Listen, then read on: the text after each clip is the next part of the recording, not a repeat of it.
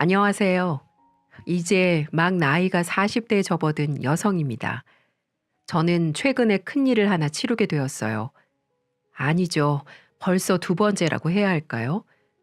얼마 전 사랑하는 저희 아빠를 하늘나라로 보내드리고 이번에는 그렇게 사랑에 맞지 않았던 남편이란 놈과 헤어지게 되었거든요. 첫 번째 아빠와의 이별은 정말 힘들고 가슴이 아팠지만 이번에 헤어진 남편 놈과의 이별은 시원하다 못해 정말 후련한 상황입니다. 하지만 이혼이 이렇게 행복할 만큼 처음부터 남편이란 놈이 싫어진 건 아니었어요.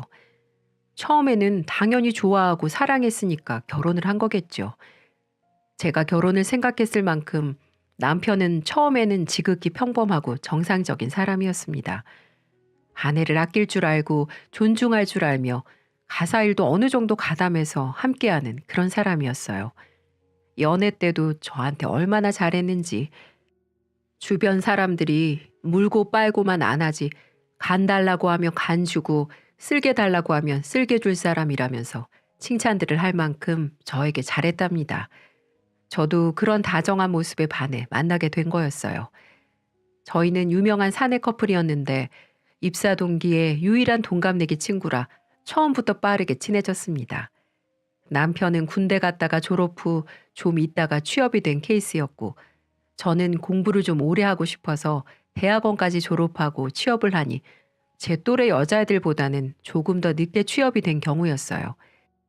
그렇다 보니 입사 때 저와 제 남편보다 나이가 다 어린 애들이었고 둘이서만 유일하게 동갑이라서 서로를 의지하다 보니 가까워질 수밖에 없었죠.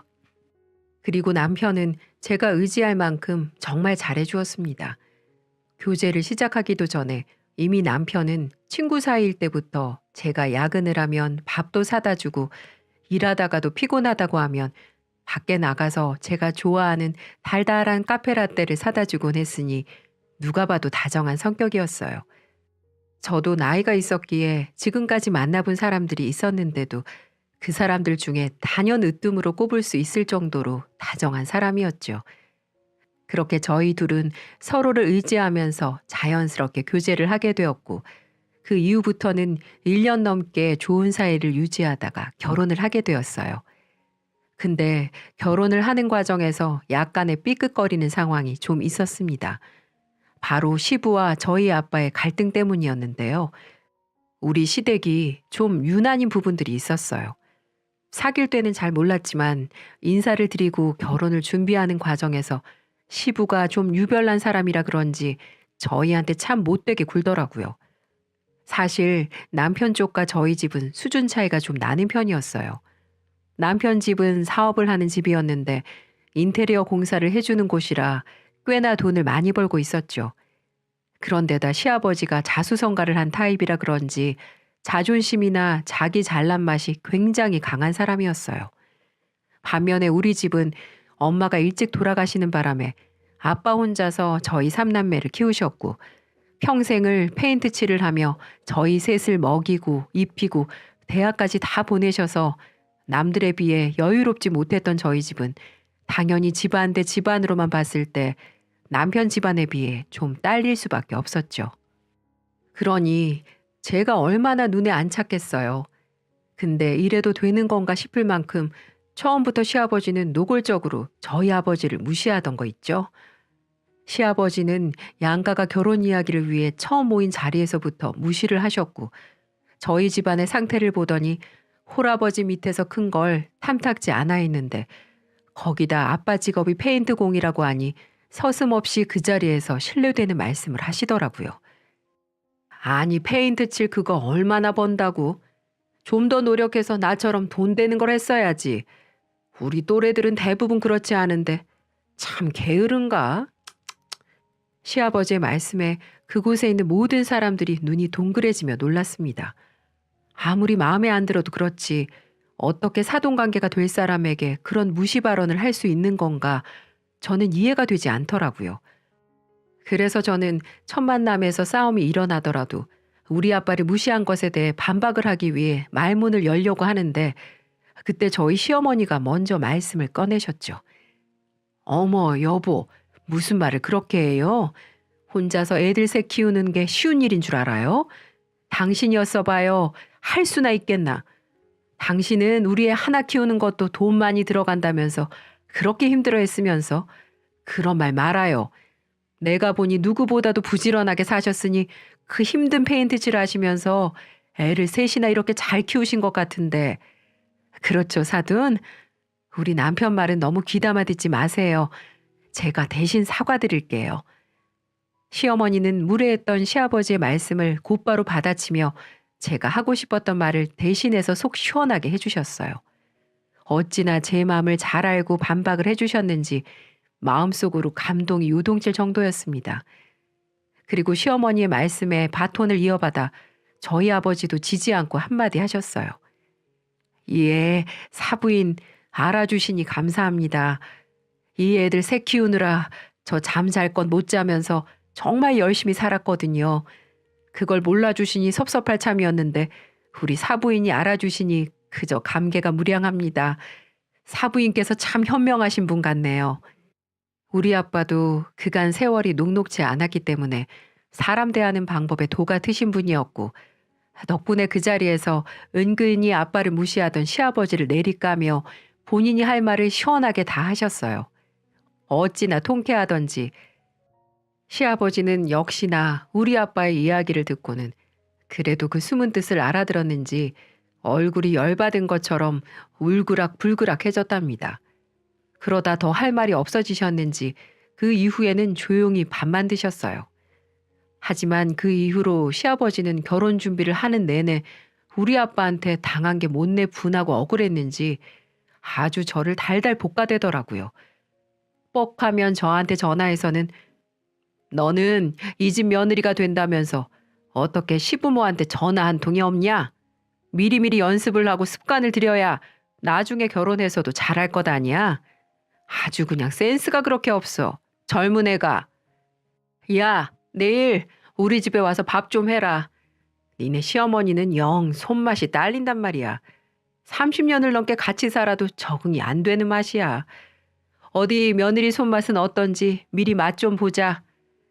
등등 무식하고 무례하기 짝이 없는 말들을 저한테 전화해서는 툭툭 던지곤 했어요. 저는 처음에는 어느 정도 받아줬지만 나중에는 시간이 없어서 전화를 못 드렸다, 집안 행사가 있어서 갈 수가 없다 등등의 핑계를 대며 피했어요.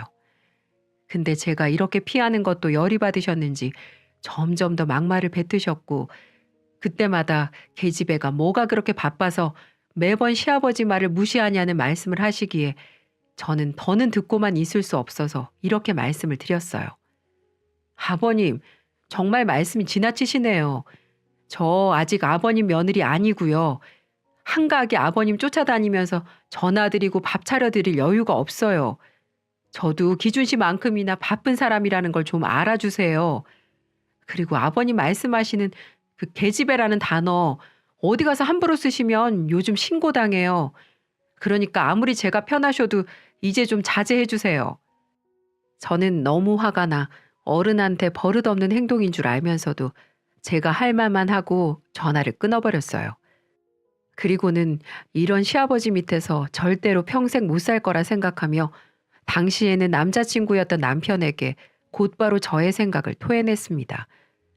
왜냐하면 제가 몇 번을 아버님의 무례한 행동을 남자친구에게도 말했는데 남자친구는 본인이 잘 말해보겠다고 하면서도 막상 보면 아버님께 제대로 말을 안 한 것 같았거든요. 그래서 중간에서 중재도 못하는 사람과 사느니 그냥 아예 여기에서 파혼을 하는 게 낫겠다 싶어 바로 퇴근 후 남자친구에게 가서 파혼을 선언했습니다. 기준 씨, 이번에도 아버님한테 나한테 그만 연락하시라고 말씀 안 드렸지? 당신도 아버님도 진짜 너무하신 거 아니야? 어떻게 결혼하기 전부터 이렇게 사람한테 무례하게 하실 수가 있어? 나 이제는 못 참아. 나 이대로라면 당신이랑 결혼 못하니까 그렇게 알아. 여기서 깔끔하게 헤어져 우리. 제가 파혼 이야기를 하자마자 남편은 제가 이렇게 세게 나올 줄을 생각을 못했는지 두 눈에 눈물이 그렁그렁 맺힌 채 매달리기 시작했어요. 미연아, 미안해. 내가 아버지한테 다시 말씀드려 볼게. 나 너 없으면 죽어. 알잖아. 나 진짜 이제 너밖에 없는데 헤어지자니. 우리 아버지가 너한테 다시는 그러시지 못하게 내가 잘 말할게. 이번엔 진짜야. 이번에도 또 얼렁뚱땅 넘어갈 거잖아. 어떻게 믿어 내가? 아니야. 진짜야. 한 번만 더 믿어줘. 진짜라고. 저는 이제까지 이런 모습을 보여준 적 없었던 남자친구였던지라 마지막으로 딱 한 번만 믿어주기로 했어요. 근데 정말로 이번에는 제대로 말을 했는지 시아버지한테 전화 오는 일이 없어졌죠. 심지어는 서로 가족 행사가 있을 때는 같이 참석을 하기도 했었는데 제가 시댁 쪽으로 갈 때면 시아버지는 아무 말씀이 없으셨어요. 제가 안녕하세요 인사를 하면 그래 왔냐 라는 말 한마디 뱉으시고는 일절 저에게 말을 건다거나 예전처럼 무례하게 대하는 태도들을 보이지 않으셨답니다. 처음에는 의심스러웠지만 그 이후로 계속되는 시아버지의 정상적인 행보에 저는 마음을 놓을 수 있었어요. 그리고 이제 진짜 바뀌셨구나라는 걸 느끼게 되어 다시 생각해 보게 되었던 결혼도 그대로 진행해 마무리를 할 수 있었죠. 사실 시아버지만 아니었다면 이 결혼은 무조건 했을 결혼이었어요. 왜냐하면 시어머니가 정말 좋으신 분이셨거든요. 시어머니는 항상 시아버지에게 저에게 전화하지 말라고 말리셨는데 워낙에 시아버지 고집이 세다 보니까 시어머니 말을 듣지 않으셨던 거였거든요.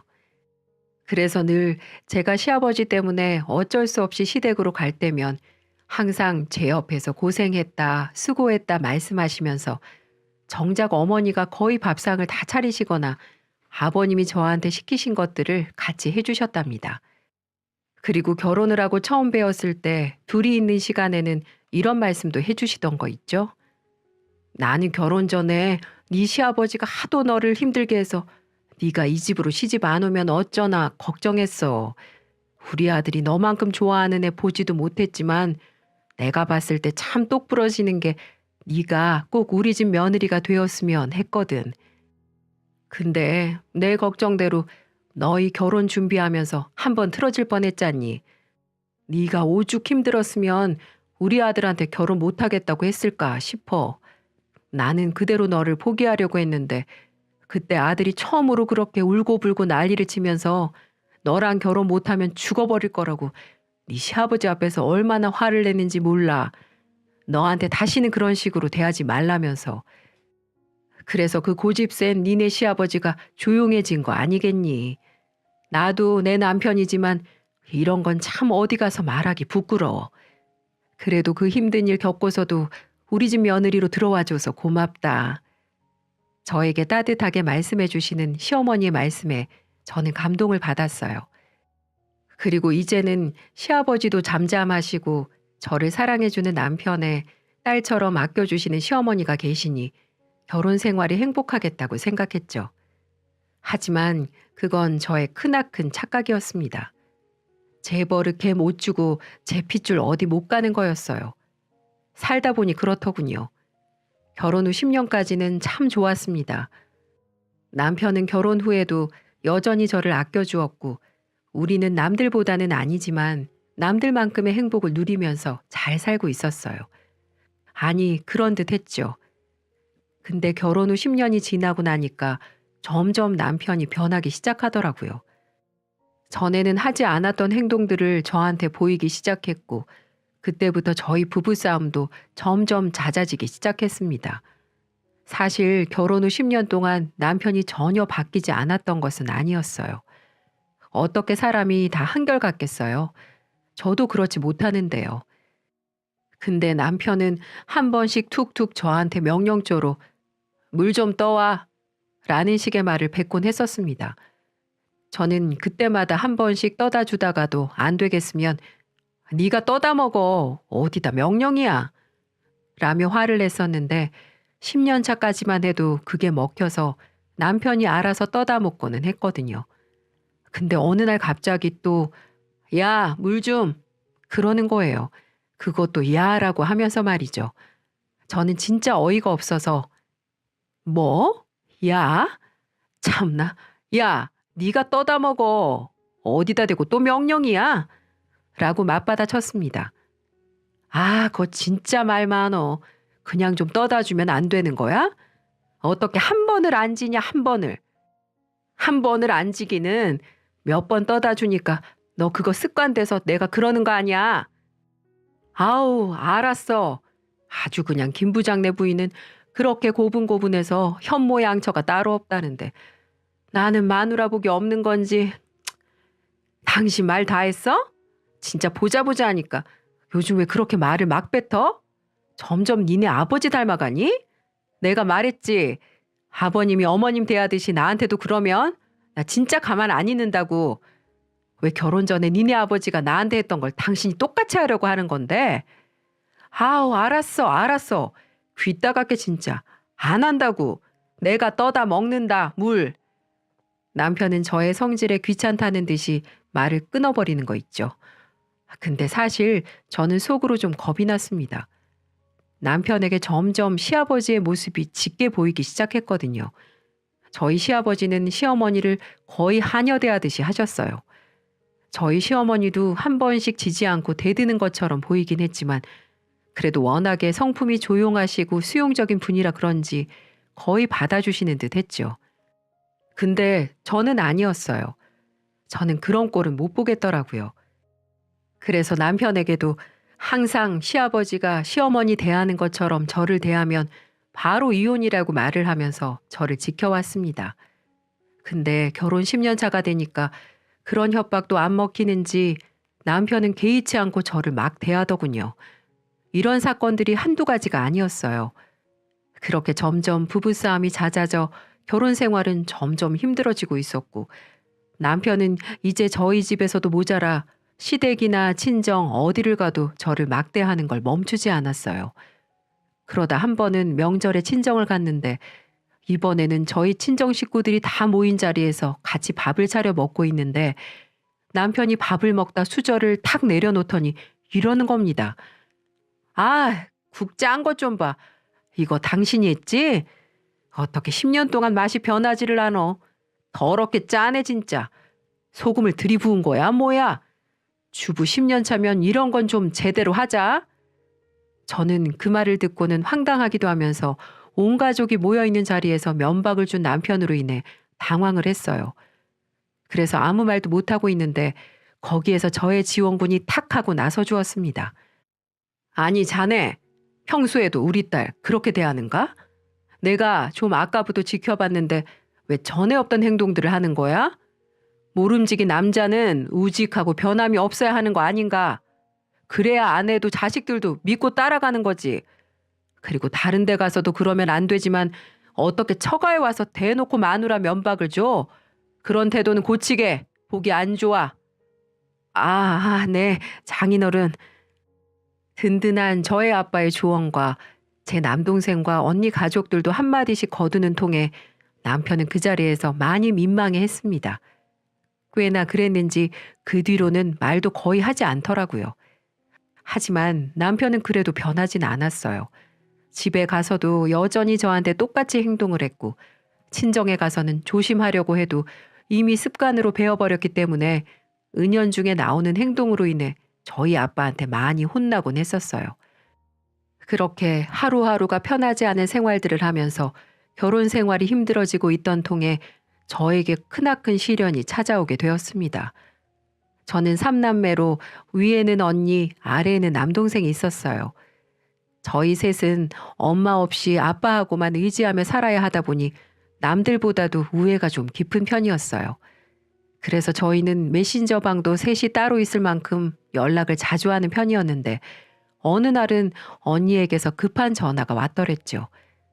미연아, 어떡해? 우리 어떡해? 언니, 무슨 일이야?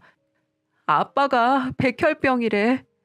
요즘 아빠가 일하다가 어지럽다고 자주 그러셨었는데 저번에는 한번 쓰러지셨어. 너랑 진우 걱정할까봐 그냥 아빠랑 나랑 둘이만 알고 있었는데 내가 너무 걱정이 돼서 아빠한테 건강검진 받아보라고 하니까 글쎄 백혈병이래. 우리 아빠 불쌍해서 어떡해? 저는 그 말을 듣고는 믿을 수가 없어서 아빠한테 찾아갔고 그날 아빠를 부둥켜 안고는 한참을 울었어요. 왜 아프다고 말을 안 했어? 몸이 안 좋으면 우리한테 바로 말을 했었어야지. 그러다 금방 나을 거라고 생각했지. 미안해, 우리 딸. 아빠가 울게 만들었네. 아니야, 아니야, 아빠. 내가 죄송해요. 내가 결혼해서 산다고 아빠한테 소홀했어. 우리 치료 열심히 받아서 꼭 나아요. 알았죠? 알았다, 알았어. 예쁜 내 딸. 저는 아빠와의 시간을 한참 가진 뒤에 집으로 돌아갔어요. 근데 집에서 저를 기다리고 있던 남편 놈이 하는 말을 듣고는 화가 나서 저도 모르게 돌발 행동을 하고 말았습니다. 아니, 어딜 그렇게 싸돌아다녀, 아줌마가. 배고파 죽겠는데 밥도 안 차려놓고. 길거리에서 욕한다. 벌금 내라 그래. 그 얼굴에 그 몸매로 나돌아다니면. 뭐라고? 이 미친 자식아? 너 말 그따위로밖에 못해? 지금 내가 어디 다녀온 줄이나 알고 그렇게 짓거리니? 아유, 모르지. 알게 뭐야. 네 장인어른 백혈병이래. 네 마누라가 지금 어떤 일을 겪어왔는지도 모르면서 어떻게 말을 그렇게 해? 아, 그래? 장인어른 요즘 나한테 하시는 게 참 뭐했는데 사람이 그러니까 한 대로 돌려받는 거야. 나를 그렇게 못마땅해 해가지고 성가시게 구시더니만 벌 받으신 거 아니야? 야, 너 진짜 인간 맞니? 그러고도 네가 사람이야? 어떻게 말을 그렇게 해, 이 나쁜 새끼야. 저는 그때 남편에게 정말 큰 상처를 받았습니다. 이 남편이 정말 내가 알던 남편이 맞나 싶더라고요. 하지만 저는 이때 남편과 실랑이를 벌일 기운이 없었어요. 아빠를 어떻게든 살려내야 했거든요. 저는 그때부터 간병인을 옆에 두기는 했지만 언니와 저 남동생까지 합세해 아빠의 간호를 극진히 했습니다. 고맙게도 우리 남동생 부인이나 언니 남편인 형부도 다 같이 와서 한 번씩 저희 아빠를 돌아봐주고 몸에 좋다는 것들을 막 사다 주곤 했었어요. 그때 우리 남편만 유일하게 저희 아빠를 찾아오지 않았죠. 그래서 그걸 남편한테 이야기하면서 명색이 장인어른인데 한 번을 돌아봐 주지 않아서 서운하다고 이야기를 했던 적이 있었어요. 근데 그걸 남편이란 작자는 지 아빠한테 말한 것 같더라고요. 한 번은 시댁에 갔는데 시아버지가 저한테 그러시는 거예요. 아니, 사돈어른 아프신 걸로 왜 내 아들까지 피를 봐야 하는 거냐? 너 요즘 사돈어른한테 간다고 집안일도 소홀히 한다면서? 여자가 말이야, 가정부터 챙겨야지 뭐 하는 거야? 네 아버지 살리는 것도 중요하지만 내 아들이랑 내 손주 새끼들도 챙겨라. 밖에서 보면 바람 난 줄 알아. 저는 개념이 있는 게 맞나, 생각이 뇌를 거치는 거 맞나 이해가 안 되는 아버님의 말씀에 그 자리에서 화를 냈습니다. 아버님, 저희 아빠가 아프다는데 말씀을 어떻게 그렇게 하세요? 저도 아버님 아프시게 되면 그이한테 똑같이 얘기해 볼까요? 야, 이게 진짜 보자 보자 하니까 어디서 그런 쌍스런 말을 해? 그러니까 아버님도 우리 아빠에 대해서 저에 대해서 그렇게 말씀하신 거 사과하세요. 아버님이 지금 쌍스럽게 먼저 말씀하셨잖아요. 이게 진짜? 여보, 그만해요. 당신이 잘못했잖아요. 왜 그래요, 정말? 중간에서 저희를 말리는 어머님이 안 계셨더라면 저는 아마 그 자리에서 아버님께 맞았을지도 몰라요. 그만큼 상황이 험악해졌거든요. 저는 그 뒤로 아예 시댁에 질려버려 가지도 않았어요. 그리고는 무조건 저희 아빠 치료에만 신경을 썼고 아빠가 어느 정도 괜찮아지시면 곧바로 이혼을 할 생각이었습니다. 근데 아빠의 상황은 점점 좋아지지 못했고 아버지의 경우 급성 백혈병 증상이었는데 이건 비교적 치료 경과가 좋다고 해서 항암 치료와 함께 수혈을 계속해서 병행해 치료를 열심히 받아봤지만 결국 5년 후 아빠는 끝내 돌아가시고 말았어요. 아빠의 장례를 치르고 이제는 어떠한 의욕도 남아있지 않던 저는 우선 결혼 생활부터 끝내고자 했습니다. 그래서 남편에게 이혼을 이야기했어요. 근데 남편도 제가 질려버렸는지 이혼하자고 하니 곧바로 이혼을 받아들이더라고요. 그래서 이혼 서류를 작성하고 한창 절차를 밟던 중에 갑자기 남편이 태세 전환을 하며 이혼에 대해 다시 생각해보자며 다가왔습니다. 여보, 우리 지금 이혼 진행하고 있는 거 말이야. 다시 생각해보자. 내가 미안해. 애들도 있는데 내가 다시 정신 차리고 당신한테 잘해볼게.